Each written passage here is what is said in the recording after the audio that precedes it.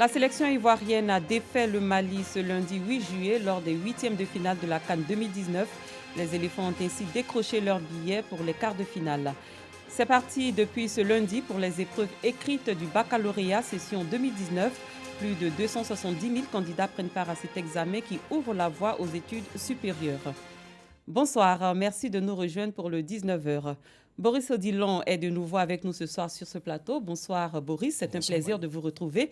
La Côte d'Ivoire a éliminé les Maliens par 1-0 cet après-midi en huitième de finale. Fini donc pour les Aigles. Les éléphants se préparent désormais à défier l'Algérie en quart de finale. Nous en saurons plus dans Écho de CAN, n'est-ce pas Boris? Effectivement, belle victoire des éléphants qui, à l'arraché, ont réussi à mettre hors d'état de nuit les Maliens. Écho de CAN donc, c'est dans quelques minutes. Mais tout d'abord, intéressons-nous au démarrage ce lundi 8 juillet des épreuves écrites du baccalauréat session 2019.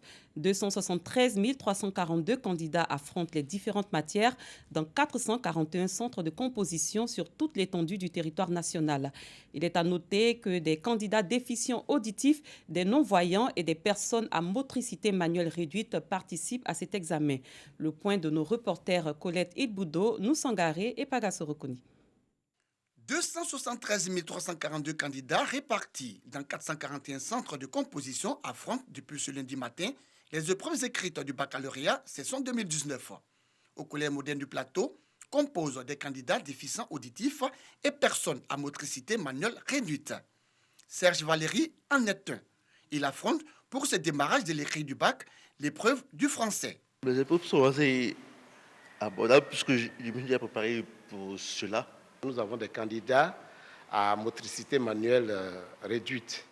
Et pour ces candidats, la DECO a bien voulu prendre des dispositions particulières. Ces dispositions particulières s'articulent autour d'un protocole. Le candidat, tel que celui-là, lui, il peut écrire, mais son écriture est illisible. Donc, il est le seul à pouvoir se relire. Donc, ce qu'il aura fait au brouillon, il le relie à son assistant, à son secrétaire qui remet sur la copie de composition et qui lui représente la copie pour relire si c'est conforme à sa propre production. Dans ce centre, on trouve également des non-voyants. Être non-voyant est un handicap dont font fi ces candidats spéciaux au baccalauréat qui se sont fixés pour objectif l'obtention du ticket d'entrée à l'université. Je ne crois pas que c'est un désavantage. En classe, on a suivi les mêmes cours. On a eu les mêmes informations. Donc du coup, on fait la même chose. Après le baccalauréat, je souhaiterais être un psychologue. Parce que j'aime bien étudier l'homme. J'aime vivre avec les gens. Comme mon handicap ne me permet pas de les étudier physiquement, mais moralement, par la voix, j'arrive à les connaître plus facilement et par le toucher, j'arrive à les maîtriser. Pour ces candidats non-voyants, le mode d'écriture est bien particulier. On répond aux questions par l'écriture braille. Une écriture ensuite retranscrite en lettres alphabet pour rendre plus aisée la correction des épreuves pour ces non-voyants.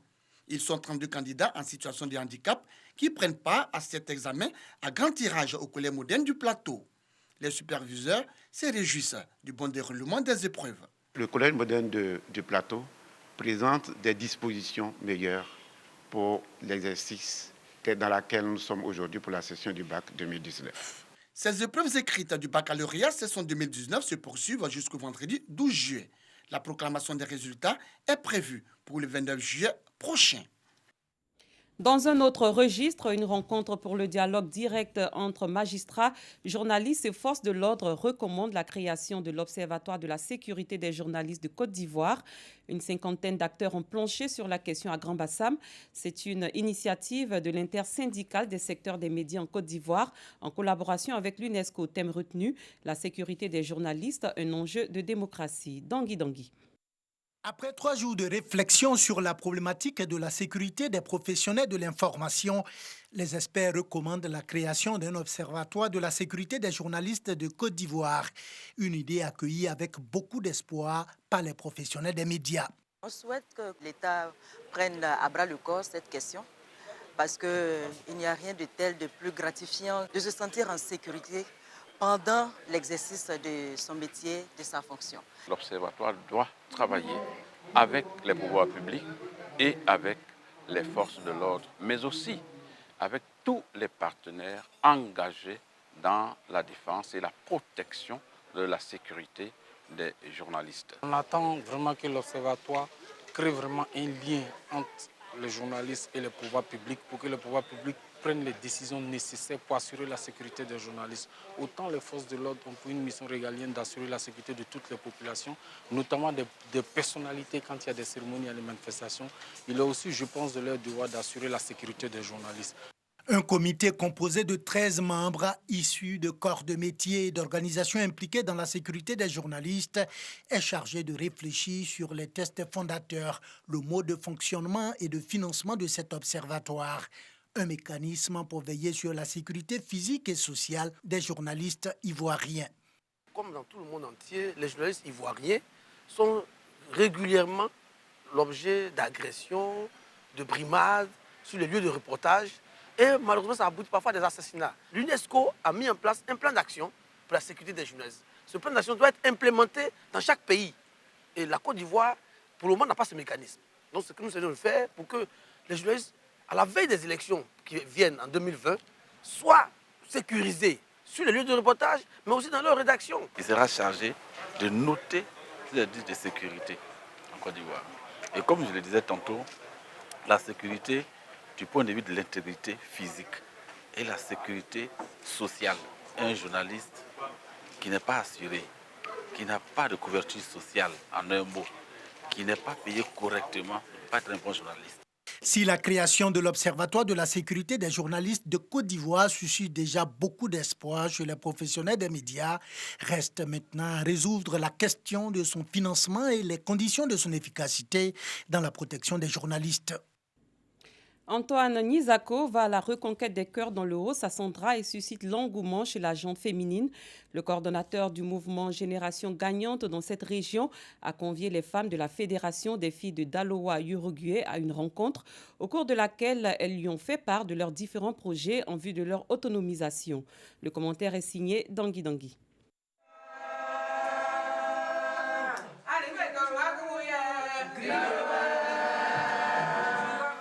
C'est à travers ce chant du terroir que les femmes de la Fédération des filles de Daloa, Uruguay, ont exprimé leur joie de changer avec le coordonnateur du mouvement Génération Gagnante dans le Haut-Sassandra.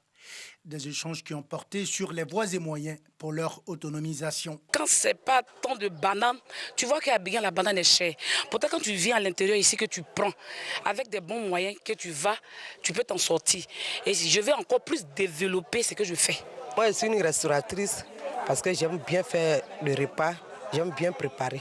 Bon, je n'ai pas les moyens pour pouvoir le faire. Je suis obligée de travailler chez des femmes. Pour me payer aussi, c'est difficile.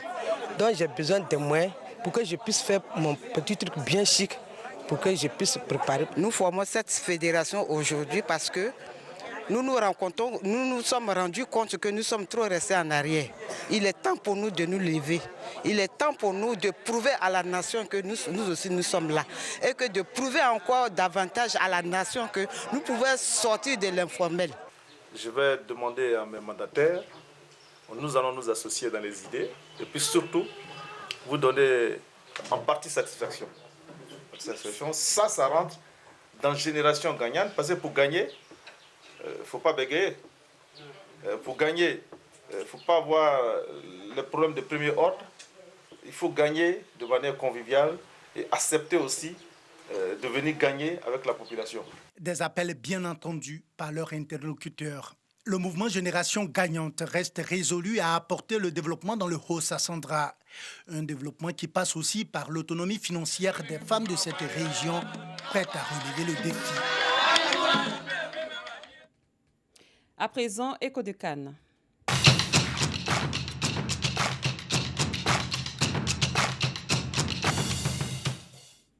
Boris Odilon, nous sommes dans les 8e de finale. Ce lundi, la Côte d'Ivoire et le Mali se sont affrontés. Et en ce moment même, le Ghana et la Tunisie croisent le fer. À Ismaïlia, actuellement, Ghana-Tunisie se déroule. C'est le dernier match des 8e de finale, bien avant.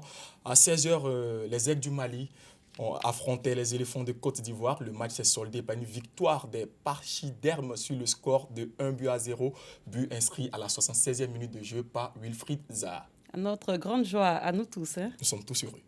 Après cette victoire des éléphants, il y a eu pas mal de réactions. Bien évidemment, dans les rues Abidjan, des liesses, des scènes de joie, etc.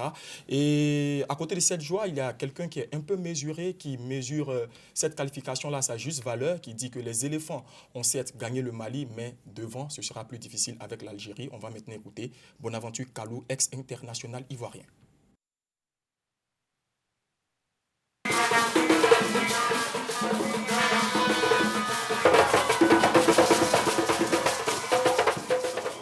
En tant que supporter des éléphants, mais le contenu du match ne rassure pas. Dans ces compétitions-là, arriver au match à élimination directe, on ne cherche plus forcément la meilleure équipe ou celui qui a bien joué. On cherche à gagner et puis bon, félicitations aux éléphants. Je pense que c'est l'expérience de Sérédier, de Wilfried Zaha. Voilà, l'expérience de la haute compétition, des matchs à élimination directe, qui a fait qu'aujourd'hui on gagne ce match-là. Parce que collectivement, on n'a pas existé, mais le plus important, c'est d'avoir le gain du match. C'était le plus important. Chaque match est différent, donc voilà. L'Algérie, ce n'est pas le Mali. Ça sera un autre match, beaucoup moins facile que celui-là, parce que voilà, ils ont aussi l'expérience du haut niveau. Ils sont très adroits devant le but. Il ne faudra pas leur concéder beaucoup d'occasions comme on l'a fait aujourd'hui. Il faudra être beaucoup plus fort collectivement qu'aujourd'hui pour pouvoir gagner. Un rappel des rencontres d'hier? Hier, les Baréas, les Zébus de Madagascar se sont imposés face aux Léopards de la République démocratique du Congo. À la fin du temps réglementaire, le score était de 2 buts partout. Et à la séance des tirs au but, c'est Madagascar qui l'a emporté sur le score de 4-2. Dans la deuxième confrontation, Algérie-Guinée, les Algériens, les Fennecs, ont laminé le Sili national sur le score de 3-0. Laminer, c'est le thème approprié selon moi. Pour leur première participation à une Coupe d'Afrique des Nations, les Zébus malgaches s'offrent une place en quart de finale, créant ainsi la plus grosse surprise de cette compétition. Madagascar est bien évidemment la plus belle surprise de cette CAN. Les joueurs et le président malgache qui a effectué le déplacement jusqu'en Égypte pour suivre ce huitième de finale ont savouré leur victoire face à la République démocratique du Congo et se qualifiant ainsi pour les quarts de finale. On va maintenant les suivre. Réaction joueurs et président malgache. Le plus important pour nous aujourd'hui de passer, on oublie le match et on pense au jeudi prochain. Nous, on a fait tout ça pour le peuple malgache. Donc, nous, peu importe, on a tout donné et le résultat, il a tourné en notre faveur. On a des réussites aujourd'hui, mais l'essentiel, c'est qu'on est passé, on est très content et on est très fiers de présenter Madagascar là.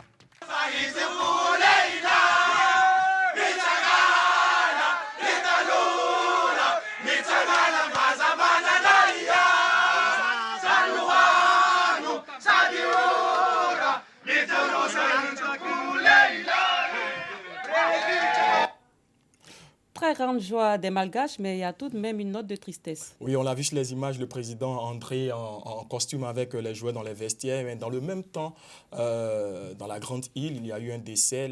L'ancien député malgache Arijaona Randriari Malala, alors ils ont des noms assez compliqués.